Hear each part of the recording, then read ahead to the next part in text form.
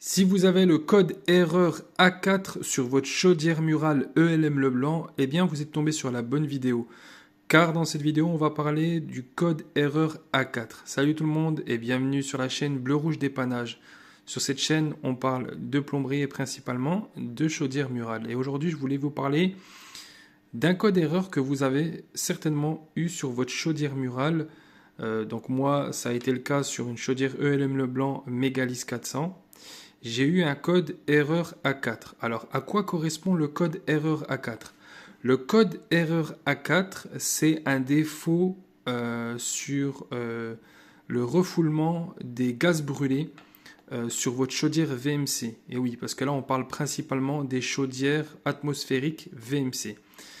Donc, qu'est-ce qui va produire le code A4? Eh bien, c'est la sonde CTN Spot. Donc c'est une sonde qui est au niveau des gaz brûlés.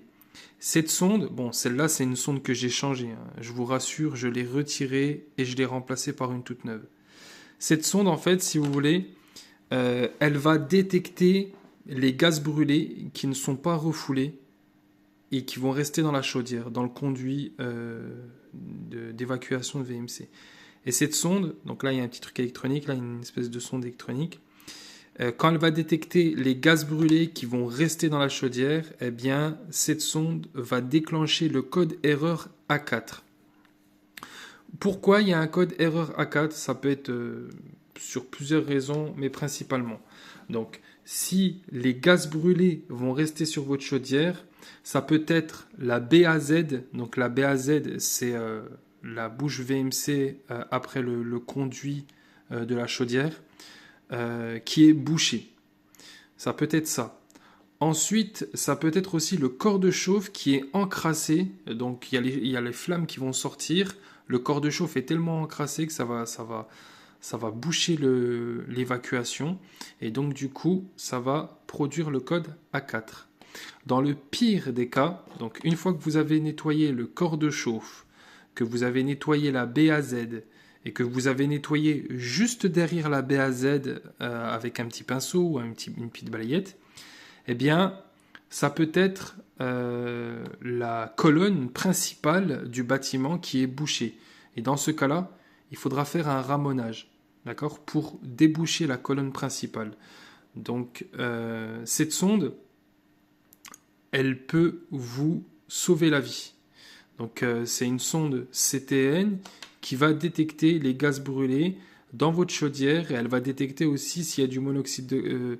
s'il y a des gaz brûlés, pardon, non pas du monoxyde de carbone. J'allais dire monoxyde de carbone, mais non, elle détecte seulement s'il y a les gaz brûlés.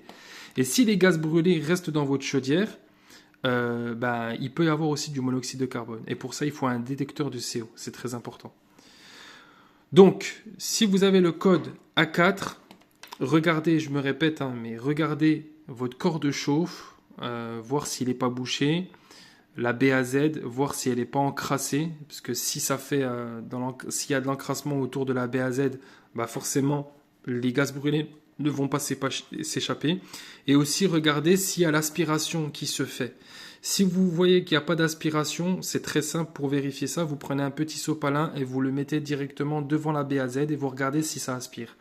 Si ça aspire, normalement, vous n'avez plus de code A4. Et si vous avez un code A4 qui s'affiche des fois sans cesse ou pour rien, eh bien, c'est la sonde CTN qui déconne. Et il faut la changer. Voilà.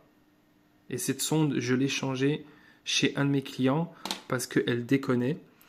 Et j'ai nettoyé la BAZ, le corps de chauffe, et j'ai fait une demande pour le ramonage. Parce que voilà, je voulais m'assurer que l'évacuation des gaz brûlés se ferait bien.